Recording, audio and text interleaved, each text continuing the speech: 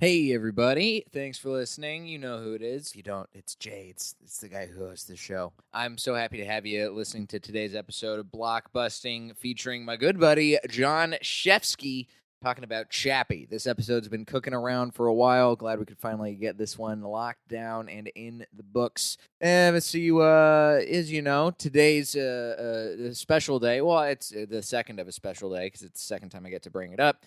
But I just started a Patreon for this podcast where I'm going to be posting some patron-exclusive things there, like movie reviews, video reviews of movies that I see for outside of the podcast. You can get patron-exclusive perks like sticker packs and the Blockbusting Film Club, where we get to sit down and watch a movie once a month of your choosing. So join the Patreon, patreon.com/blockbusting. Links right in the show notes. Even if you can only give, up $1 a month, that's appreciated. You'll get access to all of my to the movie reviews, which is I'm excited to start. It's going to be fun. I love that you guys have given me an excuse to get really, really nerdy with my movie love and stroke this side of something I never really got to do before. So appreciate you guys and thank you for that. Join the Blockbusting Facebook group. Links at the top of the show notes for that as well. And if you live in the Midwest, in places specifically like St. Louis, Memphis, Indianapolis, Indiana, or in Texas, Houston and Austin, I'm coming to you for some shows. Tour dates are at comedy.com. But for now, enjoy today's episode with John Shefsky and Chappie. Oh, let me tell you something. Bustin' makes me feel good.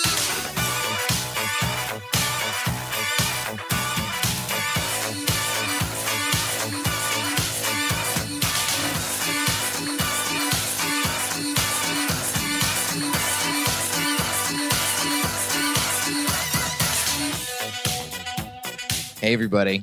Welcome to Blockbusting, the podcast where we love to hate the movies.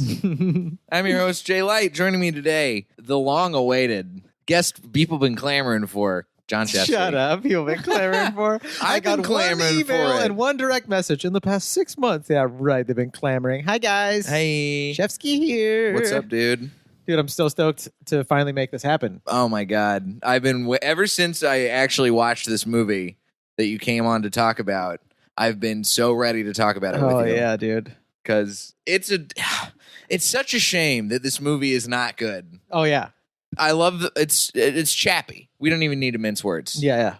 Chappie. I was all excited, and I don't get that excited for many movies. So I was like, oh, dude, Blomkamp, the Antwoord. Yes. A movie about robotics and future stuff. Yes. And Charles O'Copley's a robot. Oh, man. I was so... Charles O'Copley? Yeah. I don't even know who that is. He's That's the how guy detached I am from society. He's the guy who's in District 9. Oh, yeah. He plays the... He's the voice. Yeah. And then the robot's super cute and like you personable and I wanted to love it. And dude, do you ever? I don't like being mean about people's art because we've made stuff. You know how much it takes to make something. Right. I've made plenty of bad things. Yeah. So I understand how much it would hurt me, but it's such a shame. The movie sucks. It's so bad. it's like I feel so bad hating it, but I was so mad when I saw it that I was mad. I was like, no, this movie can't suck. Did you see it in theaters? I think I did. And I don't go to theaters all the time. I think I saw it in theaters, but I can't remember exactly if I saw it in theaters. Uh-oh. I've seen a few in theaters that I was like, well, that was $12 we can't have back, but yeah. Good work, makeup artist. Back when MoviePass was still a thing, that was the only thing that kept me from walking out of movies that I didn't like. Is that not a thing anymore? No, MoviePass went out of business, dude. That's the thing where you're like, was that AMC or was that the actual place called MoviePass? That was just the actual place called MoviePass. Oh, I didn't even know about that. Oh, yeah. I think like one of the companies has a thing where you can buy a pass now. AMC does now. Okay. I have that. AMC Stubbs. Dude. It's worth it. Sounds like a nickname for like a dude. What's up? That's AMC Stubbs. I love AMC Stubbs. He lifts up both his hands. He lost them both.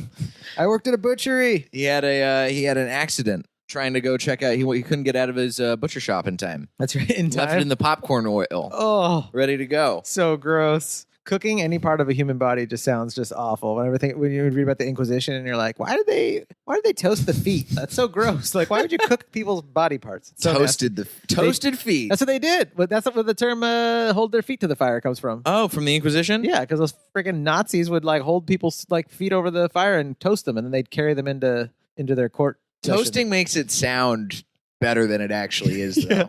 That's not like making a Subway sandwich good. Right. Yeah. Listen, we're going to run it through our toaster oven, and your feet are going to have a nice crunch to them. Oh, they're going to be nice, dude. They'll be moist on the inside, crunchy on the outside, a little butter. They'll hold up the sauce well. Yeah. A little garlic salt. Mm-hmm. Yeah, So, Chappie, do you remember your first, how it felt seeing this movie for the first time? Dude, the disappointment? I go into it thinking like, oh man, they're gonna tackle some big subjects, and who better than you? Do you know Antwoord? Yeah. Dude, they're just a rad, like weird South African. So weird. Speaking of artists, like just So artsy funny. fartsy, Yeah.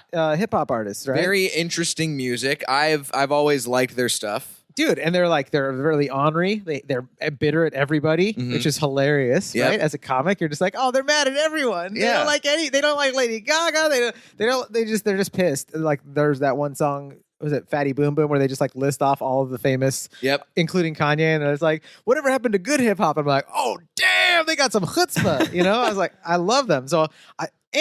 Dude, they're great characters. Yeah. As the Antwoord, like they're like, I've seen them in interviews. I've watched them on that Amoeba Records thing where they got to get all the goodies at Amoeba. Like they're always on. So you would think, oh, they're gonna star in this movie, dude. They're gonna be badass in this movie. And then you're watching the movie, and you're like, did they just not have coffee this morning, or like their characters? I don't know. I could just imagine the director being like, all right, moving on. I guess we're going to the next scene. That was. I think part of the problem with the way Antwoord was used is that there's such a crazy. Just the way you said it, the way Antwoord was used. They're such a crazy pair. They got used in the movie, but they weren't allowed to be themselves. They should have been buddy cops that were badass, but still like morally good. Mm-hmm. And they should have been like, I feel like they would have really knocked that out of the park if you like made them buddy cops.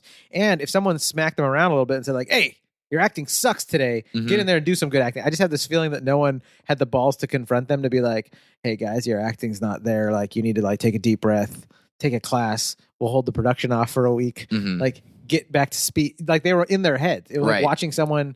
It was like watching a new person that doesn't know what they're doing act, and you're like, okay, they're just in their head. They don't know how to relax and just be this character. Well, that's the thing. And Antwoord is this, as their aesthetic goes, they are already playing such a character in both of their performances, quote unquote, as the group Antwoord. Yeah, they're already playing a character. So this is like them having to play characters on top of that. So they can't go through both layers of acting. It's too meta. And they got lost. But if you kept them basically they kind of played themselves in the movie, right? But they were like more criminal versions of themselves. I didn't like. It felt weird. They didn't feel like empowered, smart, like trippy, like cocky assholes. They felt like kind of lackadaisy criminals or whatever. Because it's and the no offense layer to that they Blomkamp. had in the movie. Yeah, was so cool. I like their weird industrial old 80s sort of lair. And I haven't been to South Africa, but that seemed like the Zeph kind of hangout, the Zeph Batcave. It's very Zeph Batcave. Yeah, dude, that seemed right. So good. Kudos to the PD. The production department did a great job there. They did. Yeah. But the rest of it, it's just like, I mean, here's the thing with this movie. It's 2015 dystopian science fiction action film directed by Neil Blomkamp, written by Blomkamp and his writing partner Terry Tatchell, who they Oscar nominated for District 9. Yeah, which was a phenomenal movie. Charlton Copley, Dev Patel, Jose Pablo Cantillo, Sigourney Weaver, Hugh Jackman. Dude, Hugh Jackman's great. Yeah, and then Ninja and Yolandi Visser of Antwoord. Yeah, and it's about an artificial general intelligence law enforcement robot captured and taught by gangsters who nickname it Chappie. And it's just it has all the trappings of like this is going to be a cool, fun movie because it's not. I remember I never saw Elysium, which was Blomkamp's second movie. What did you think of Elysium? Dude, I enjoyed Elysium. Okay. Everyone hated it that I saw it with. Everyone was like, that movie sucked. I was like, I thought it was pretty good. But yeah, I liked it. I never saw it, but I remember when Chappie was. I saw trailers for it, and I was like, "Oh, this seems like a nice turn away from how serious Elysium seemed." Yeah, because District 9 was really it became serious, but it was really fun and weird. It was fun and weird with Blomkamp's social commentary on like how he feels about, I think, refugee crisis and just like because the whole classism and an apartheid metaphor. Yeah. But it's also like a modern like refugee crisis like social commentary too. So you don't have to go to a different time period to apply that movie. Right. But yeah, it was just a good sci-fi action movie that you're like bad guys trying to go after innocent people that end up thriving at the end and being like, oh, he got through and made it. Right? It works on that level. And I remember seeing this and I was like, oh, maybe we're going to get back to that where it's just kind of weird and strange. And I saw the Antwoord and I was like, oh, this is going to be a fun time. Yep. Oh, I've been reading about it for a while too. Like the Antwoord's coming out in a movie. I'm going to see it. And like they're South African, Blomkamp South African. I was like, this is going to be like a cool thing for them in their own country to be like, we're starring in a movie by the biggest director to come out of that country in years. Mm-hmm. I don't know who was before that. I can't think of anybody. I'm sure somebody who's been bigger out of South Africa than him. I get Charlize Theron, but she's not a director. No, but she could be. She could be. Charlize could do anything. She could be. Hashtag. It's a new hashtag for all of the hystericals nowadays. Hashtag she could be. Because, like a woman can do like whatever like a South African man can direct. Right. A South African woman can direct even better, actually. Hashtag she could be. Hashtag she could be. Listen, We I have think to start using that. I wish that hashtag this movie was better could be. It's a bad hashtag for a bad movie. Hashtag I feel guilty talking shit on. Dude, it takes hundreds of people to make a film that even like looks good and the sound is right and you have good shots, just good shots, action shots. So it feels bad just being like, the movie sucked. And everyone's like, well, did it suck in the catering department? I fucking delivered great chicken parmesan. You know what I mean? Like every person that worked on it's like, it didn't suck. It was a great experience. Listen, so the Crafty was on point for this movie. Dude, Crafty was great. They had every kind of gum you could imagine. This Crafty was on it. All the South African gum, all the South African delicacies. Do they have South African gum? They have probably a special do. One? I mean, it's like how they call Diet Coke Light in the UK and in Europe. Yep. They probably have, whatever their version of Winter Fresh They is. have Trident, but it's called Trident. Yeah. That's a South African riff. I've not even been there. I just, they got a lot of Jews there, so I always paid attention. In South Africa? Mm-hmm. There's a lot of Jews? I'm pretty sure there's a lot of Jews in South Africa. Yeah? Because there's a bunch of interesting stuff if you start watching those documentaries. I don't know what happens if you finish the documentaries. I never make it through, but if you start watching those docs, you'll see there's a lot of Jews in South Africa. Interesting. I never knew that. Fact check me. If you're listening to this, you're like, hey, this guy Shevsky said. Hey, listen, hashtag you could be. That's right. There could be. There should be. That's right. She could be. She could be Jew. Is Charlize Theron a Jew? Oh, that'd be so cool. I don't think she is. Let's look it up. Is Charlize Theron a Jew? Chappie. I mean Siri. Charlize. There's no way she's Jewish. I did meet Charlize Theron once. You I've did? never talked about this on the podcast Please before. tell us. All right. So I was a precocious young man. I did some film and television studies when I was in college. Yeah. And we had this program, the Sprite Refreshing Films program.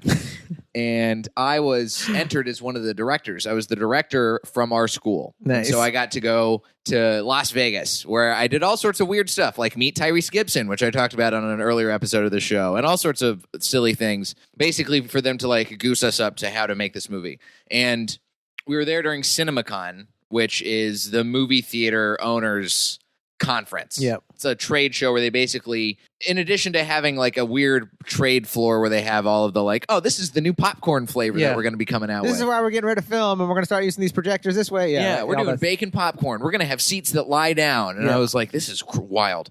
And then they also show all of the movies that they're really excited about to come out for like the summer slate. And then like, this is what our Oscar movies are going to be.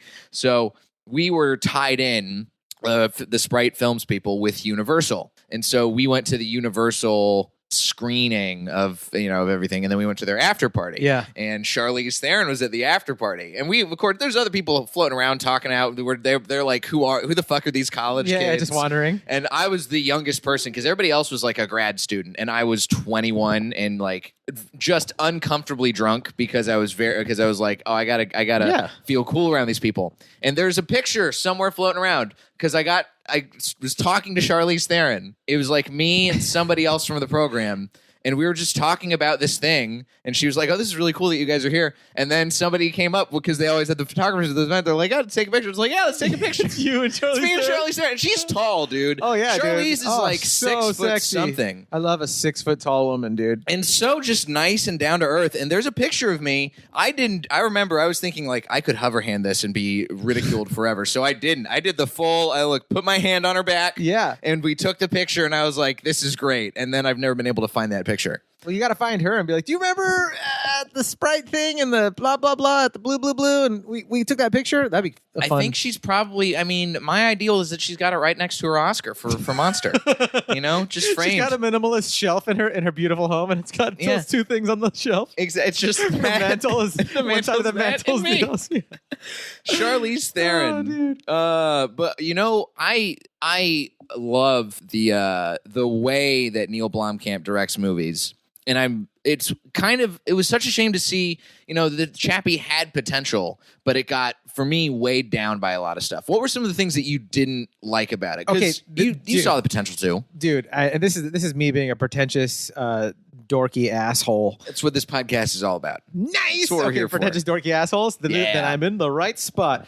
It's a pet peeve of mine when people and artists and just anybody takes this angle of like consciousness. Well, just it's a code, and you're like, and then one day you solve that code, and you're like, it's conscious. Like anytime a movie does that, I immediately it starts to lose me right away. So in the earlier parts of that movie is when the science dude, if that's the right term for his the scienceman. When the scienceman goes, it's alive. I'm just like, huh?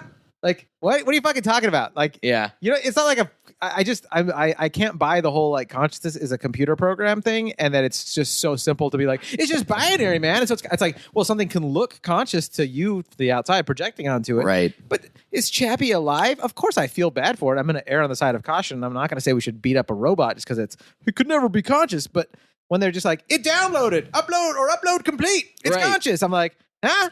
It's like, what are you fucking talking about? It's how I feel. Whenever I've heard people say like the human brain can process however many terabytes of data per day. Yeah, and according to what? I don't know. What computer is tracking all of this? And also, I don't want to be like condensed down to that level. Oh, it's same. It's like insulting. You're like, yeah, what's witnessing all this consciousness then? Yeah, like something's in there witnessing it. How do you know? I don't know. I don't need to be processing it as data and gigabytes. Yeah, totally. And downloads and things. I don't need to think of my brain as just endless lines of matrix code. No, it's not. It is if you break it down and analyze it that way. But then it's like, is that still like what the end result is? Like inside Jay's head right now, all this data is being processed by your brain. But then like there's something in there seeing it, in my opinion. Yeah, some call it the soul or whatever else. I'm not going to try to label it, but there's something seeing that data. And just because it's all collected and it's there to be seen doesn't mean that there's something witnessing it. Right. So I'm just like, you make a robot that can collect it all and even process it all and tell you what is being witnessed, but it's like that doesn't mean something's in there witnessing it. Right. It's getting really deep and annoying. So no, but I'll stop right now. It's a comedy podcast. Let's talk about balls. Hey, hairy balls.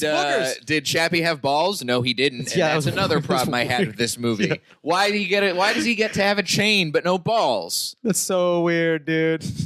He's got no balls. So is Chappie a guy or a girl? Even is there a gender? I don't know. Chappie might be. Chappie came out right before things started getting weird and everyone started getting upset. So we can't really complain about robots being binary or non-binary as far as gender goes. Nah, my robot's got dicks. Yeah. Well, now that's the thing. Chappie was never designed as a sex robot. If Chappie was a sex robot instead of a killing machine, he probably wouldn't look all like 90-degree angles and like hard surface like that, right? Oh, I guess somebody probably does have that fetish. Somebody does. If there's anybody who wants to fuck, like a reclaimed wood table, it probably exists. That's out there. As I tell my wife all the time, so there's a fetish for everything, baby. Trust me. What do you think people do with knots and wood? They find ways to fuck them. They find ways to fuck the knots. Yeah. Exactly. Why do you think sex robots even exist? It's not just because it's easier for basement-dwelling people who can't talk to members of the opposite sex or the same sex, whatever kind of robot appendage you want to put inside or near yourself. It's because they want to fuck a robot at the end of the day. I watched a doc on Netflix about some like these 5 different people that they followed that wanted to have sex with robots, and one was a couple. It was a guy and this chick, and I felt bad for her. Like they're interviewing them, and did you see it? Oh, I haven't seen this at all. And he's just like, they had a hypnotist hypnotize her. She like agreed to, because she wanted to satisfy him.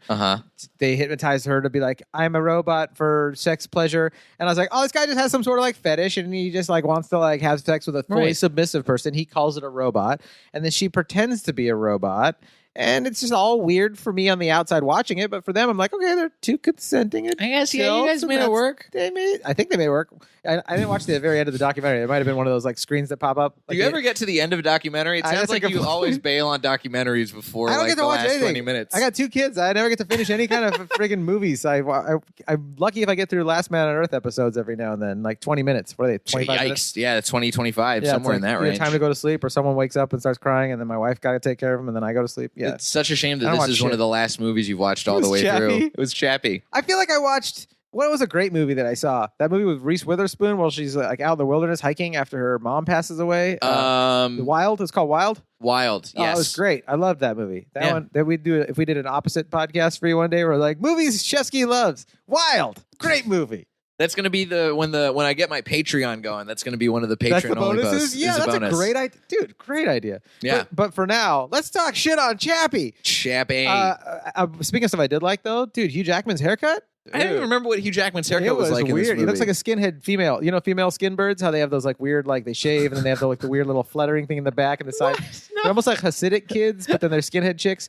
Trust me, if you're listening to this, dude, like don't stop the podcast, but like Google image search skin bird or whatever. They have the same haircut as Hugh Jackman did in this movie. I laughed through the whole thing because he's a real svelte, like in shape, like he's got like a good I'm a police officer build. Right. He's wearing like polo shirts that fit him perfectly and like tight cowboy Wrangler jeans and like look at this sexy alpha male. Well, he's got that little mullet in the back. Yeah, and that's the problem is he gets so mate. He gets so turned away by being he is the alpha, but then old science man outsmarts him with his robot that's not a giant, not the moose, not the gigantic killing machine. It's just like, oh, I've got a conscious robot.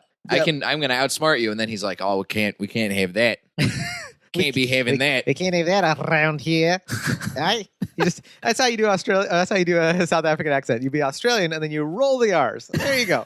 No offense if you're listening in South Africa. I don't know if we have any South African listeners, but if we do, please let us know. Yeah. Send us send us your pictures of your Antwoord style tattoos. Oh yeah. That you have of quotes from this episode. I've met a couple South Africans that I've been like, oh, Antwoord. And they're like, oh, they like roll their eyes like people from Seattle when you mention Nirvana. They're like, yeah, listen. Sick of talking about it. So the whole plot of this movie is that the criminals, played by Antwoord, steal Chappie. Yep. Off a van. Yep. And because they get kidnapped. Oh, sorry, I forget. One of the criminals in this movie, the other one who's just hanging out with Antwoord, is named America with a K. So weird. It's pretty fantastic. I can't remember that character.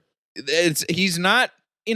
He's a non-entity as far as the rest of the movie goes. He's forgettable, unlike the actual America, which is always in your motherfucking face. Yeah. So they start taking over. They kidnap the van and our science man, Dev Patel. And they take the van to their hideout. They take Chappie. They boot him up. Yep. And then they start training Chappie, basically like raising him as their child. Hey, but he's so cute. And obviously, they're criminals who are going to be bad parents. Mm-hmm. But dude, Chappie's so adorable. Yeah. I feel so bad when they're like cruel to him. And he's like, what? Why did he's like, right. That's not right. And then you're like, oh, Chappie. I just want to play. Yeah. Oh my God. It's so adorable. He's got those eyes, the TV eyes, CRT TV eyes. So nice. So inviting. I want to hang out with Chappie. I do. Me too. He'd be a cute robot that doesn't know his strength. He'd step on things accidentally, and he'd pet the kitty. And there's moments where it feels like this movie could have been really nice. Like watching Ninja talk to Chappie and be like, listen, you're going to die. Oh my God. And he has to have like the serious dad talk with Chappie about death. And Chappie doesn't understand what death is. Yep. But then, of course, they follow that up by being like, listen, so now we're going to go steal all these batteries. So that way we can power you. And he just tricks Chappie because Chappie's a child. Chappie's like a 5-year-old. And Ninja is playing an asshole shit parent that is lying to a child, getting a child into things that the child shouldn't even be getting into. Right. Right? But he's playing it too serious.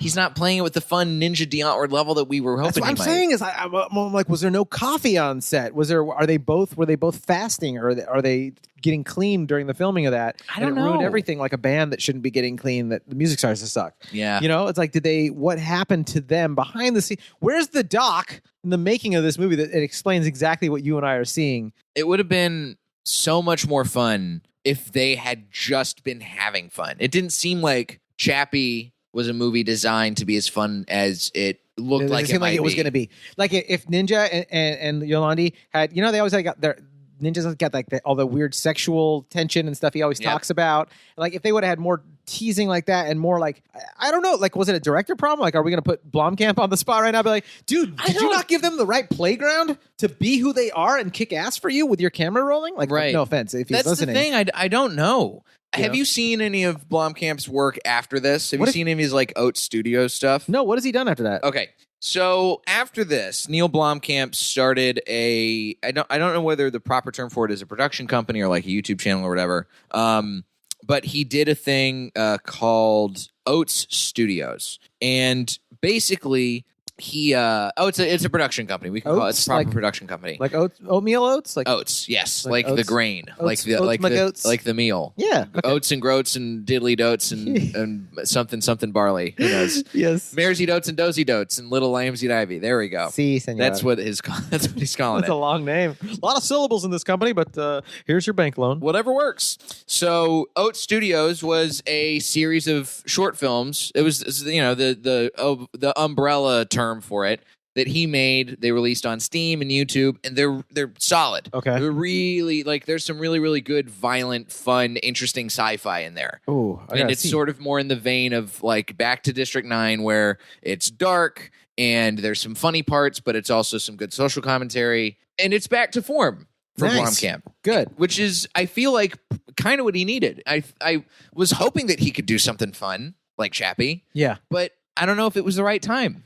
I mean, what you're bringing up right now makes me excited because it just reminds me of some sort of peace I felt a few years ago. I got mad. I bought the Queens of Stone Age came out with like Clockwork, I think it was so I was super excited. They're probably one of my favorite bands. And Clockwork came out. I was like ready to rock the fuck out. And I barely, who buys CDs anymore? I buy a few. I buy a Drive-By Trucker CD. I bought a couple, like random CDs. I'll be like, I'll buy the hard copy of that. Okay. So I bought Like Clockwork, and I put it in my CD player in my car, and I was driving, and I was like, all right, first song, like, it's good, but like, next one will rock.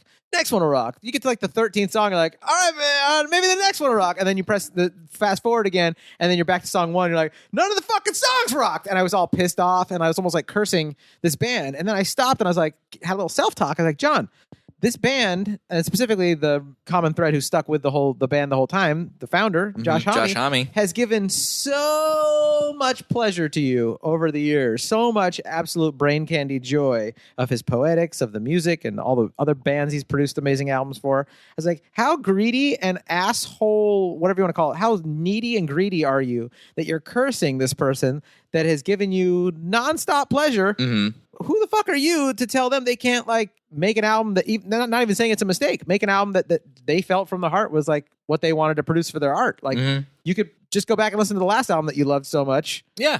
And just let this artist be. This artist is a human being. They're not they're not your slave. Right. Go back to Era Vulgaris or whatever, you know? Yep. Which even that one I cursed for a little bit till I got used to it. And even Lullabies to Paralyze, I was like, this ain't Queens of the Stone Age. And then eventually I was like, that's some of the best Queens of the Stone Age I've ever heard. Anyways, this is a Queens of Stone Age podcast episode. But my point being is like what you're saying about Neil Blomkamp is like, he's a human being. He made a movie. A ton of people put in together to make this movie, but he directed a movie. He orchestrated it. It wasn't exactly what you or I wanted. And maybe objectively, it is a bad movie. Maybe we are saying that. Hint, hint. I'd say that. Yeah. I'd go so far as to say that. He made a bad movie. But at the end of the day, and Neil, if you're listening, you're a human being, damn it. Yeah. And you made something great many times over, and then you made something that maybe wasn't that great, but it's okay. Because guess what? You picked your hockey stick up again, and you took a couple more shots, and you did some more goals. I don't know if that's a good Mighty Ducks. Good Do they have hockey in South Africa? Time. Oh, they have hockey. It's on dust. It's on dusty hockey. Ground.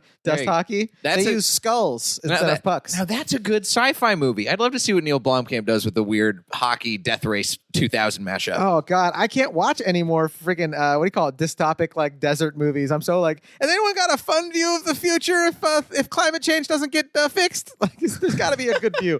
I keep watching these. I just saw a Blade Runner the other day. The new one, 2049. Oh, dude, it was beautifully shot. Ryan Gosling, who his acting coach is definitely one of the Antwoord people. Yep. But dude, it was so dark, and I was just like, is there anything good that happens in the future?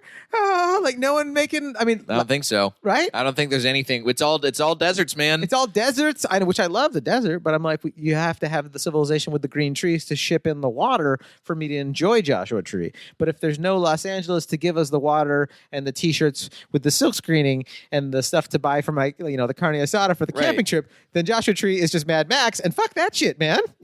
Yeah, see, I don't mind. I would imagine that there's got to be a world, hopefully sometime in the next couple of years, when we can get back to having fun sci-fi again. Yeah. Because all of this, like, dystopian future stuff is just, like, I could tell that Neil Blomkamp was trying to have fun with a sort of like a not very far into the future, just in the future enough. Yeah. Like a little near RoboCopy Chappie. Yeah. Like, we're just like, it's a 2027. Right. And then all of a sudden, but he couldn't do it. Yeah. And it's such a shame. And then, fun fact, speaking of RoboCop, that was the next movie he was supposed to direct. Oh, the newer RoboCop? Yeah, he was going to direct a new RoboCop called RoboCop Returns. It was going to be a direct sequel to the original. But then he announced on my birthday this year that he will no longer be directing RoboCop Returns and is going to focus on a horror movie instead. Ooh. So I'm intrigued by that too. I would love to see him do a horror movie. Although I don't watch a lot of horrors. That'd be fun. It's going to be interesting to see him stepping out of sci-fi into horror. What if he does a sci-fi horror like that Sun movie or whatever? I mean, that'd be cool. I'd be on board with that. If he did like some Event Horizon kind of thing. Event Horizon. I think that's what I was talking about. Is that the Sun movie, Event Horizon? No, you're thinking of Sunshine? Sunshine. But Event Horizon, yeah, that was scary as Event fuck. Horizon, if we see Blomkamp's version of Event Horizon, I'm on board with that. And I've never seen Event Horizon. I just know about it. It's good. It's a nice, scary sci-fi horror movie. I'm on board. Here's the thing with Neil Blomkamp and Chappie, and there's a critical response to this movie, which, it's pretty bad. It's got a 32% on Rotten Tomatoes, which I don't ever trust that website though. I never read actual movie reviews anymore. I heard they gave Chappelle like 2% on there. I was like, the special that just came out that was amazing? Yeah. I don't trust that site. I watch some trailers every once in a while, but I've basically shunned away from reading movie reviews unless it's on Letterboxd, which is great. I won't even watch trailers. Like if it's a director I like, you Wes just trust Anderson. it? What was it? That last one they did, the one in the Budapest. I was like all excited about it, and the trailer kept popping up. Yeah, and I was like, no, get out of my way! I don't want to see it. I don't want to see the color tones until I'm in the actual theater, stoned, sitting in my seat, eating one of those little chicken things they have at the ArcLight. Oh, you're an ArcLight man? Dude, I haven't done shit for movies. You're just a guy now. You're a guy with kids. You can't go see movies. I'm a guy with kids. I can't watch anything. No, but I used to love ArcLight. Yeah. ArcLight's great. I moved far from it. I love that they have a high-end movie theater hot dog, which is one of my favorite movie snacks. Dude, a good, like a quality hot dog. Quality dog. Also, they have good caramel corn, and if you buy the regular corn and the caramel corn and you mix them up, it's a perfect combo of like the sweetness with the savory, like buttery saltiness. See, I've never been been like $20. I've never been able to get on board with a sweet popcorn. Caramel corn, kettle corn, it's not really my bag. You're not doing enough drugs before you go into the theater. I can't do any drugs before I get into the theater anymore. You gotta be inebriated to enjoy half of this. And talk to me 4 years ago. Chappie had a lot of people who were like, this is a very intelligent movie, theoretically. Yeah. But it's clunky and it's unappealing one-note characters. Chappie is a further downward step for director Neil Blomkamp, says Todd McCarthy of The Hollywood Reporter. Tim Grierson of Screen International wrote, despite his ambitions, Chappie is a bucket of bolts. Manola Dargis of The New York Times wrote that Blomkamp struggles with the material. Kenneth Turan of The Los Angeles Times called it cartoonish and preposterous and not in a good way. I like that note at the end though, and not in a good way, because I was like, cartoonish and preposterous. That sounds like everything I love. And I then would love that. Yeah, and then like, but not the right way. Okay. If Neil Blomkamp made like a robot Looney Tunes movie, like if this was like the Looney Tunes version of RoboCop, yeah, where he's also sort of a bumbling criminal, yeah, it'd be fun. I would enjoy that. This whole subject of Chappie would have it could have been a good movie. So it's just like in a different time, in a different place. If he comes back and redoes it, I'm just joking about that part. I think Jay, you have like a straight face. It's like if he comes back and redoes it, you're like, next. Well, because this is the interesting thing. He was originally wrote Chappie as a trilogy. Oh my god! So Chappie could have come back in Chappie 2, Electric Boogaloo. Dude. But Neil Blomkamp himself was like, man, Chappie didn't do well enough. I kind of screwed the pooch on this one. It'd be cool if James Cameron comes in and picks up where Blomkamp left off and redoes it. It's a reimaginary of Chappie, a reimagining. I'd like to have done another Chappie, but I can't. I don't even know. I can't roll my R's, so that's the closest I'm going to get to doing a South African accent on this episode. You can't roll your R's? No. Should we practice it right now? Take your tongue and go. You start at. Yeah, you get it. Can you actually fold it back to where the bottom of your tongue touches your roof? Not really. Look. No, Try my tongue's not dexterous like yours. That's the first step in rolling your tongue club. You get your tongue to hit the. You got to practice that for a couple weeks. All right. I used to have to do stuff like that to move my eyebrows down like this. I couldn't furrow my brow.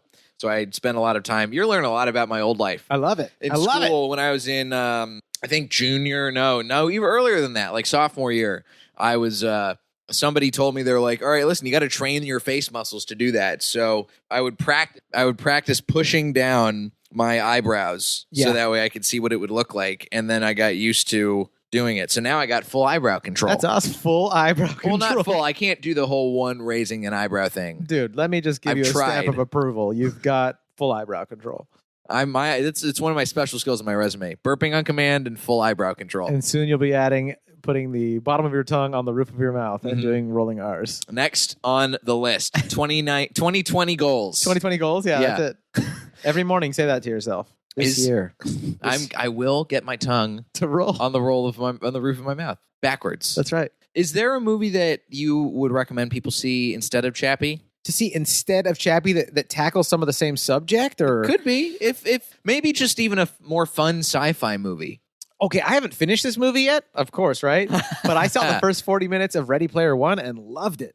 Oh yeah, dude, it was freaking funny. It was funny and it was trippy. I love the concept of virtual reality, dude. Mm-hmm. Love that, and it's kind of in a dystopic future. Yep. But it's also like in a fun Steven Spielberg light family way dystopic future. So it's not just like Mad Max, just murder and rape. Right. So you're like, it kind of sucks because it's the future and there's no middle class and like, the environment's gone to shit. Right. But you're also like, but like people are still cracking jokes and having, going out and having a barbecue. Yeah. And so it's still got like that optimism, which I really liked about it. So there's that one. I would recommend at least the first 40 minutes of that one.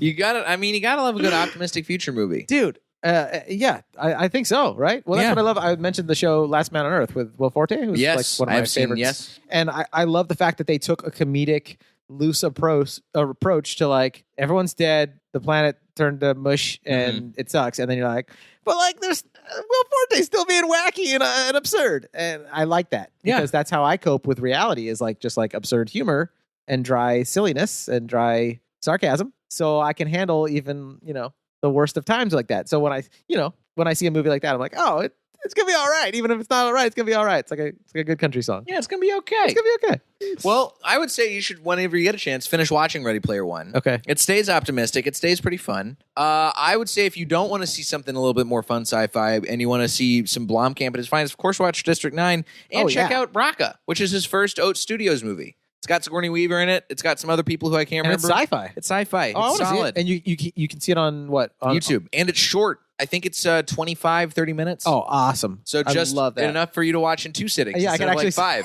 I might even see the whole thing. Yeah. Oh, man. Dude, Chevsky, thanks for coming on, man. Dude, thank you. Dude, this is so much fun. I needed this. This is like my morning, it feels great. This is the jolt. I'm so glad you could encourage me to watch Chappie. Dude, I'm glad, man. I'm glad we could talk about it. I'm glad I could get it off my chest and also at the same time be like, not a total asshole to Neil Blomkamp. Be like, thanks for still making your movies, man. Keep on creating, come back, bro. Neil. I can't wait to see your horror movie. Yeah, guys. Please. Check it out. Oh, and you mentioned we talked about Elysium earlier. So check that one out. I loved it. I people that I saw with were like, whatever. I had a couple friends that were arguing about like that it was it's what's going to happen in the future, man. I was like, no, it's sci-fi, but it's social. It's like a zombie movie. It's social commentary about right now with like the healthcare system and the class divide and stuff like that. And even if you don't always 100% agree with it, it's still like it was freaking good. It was good concepts to be aware of. Yeah. Where can the listeners find your other work? I'm a Southern California real estate agent, so if you want to fucking check out some houses or sell your house, hit me up on that.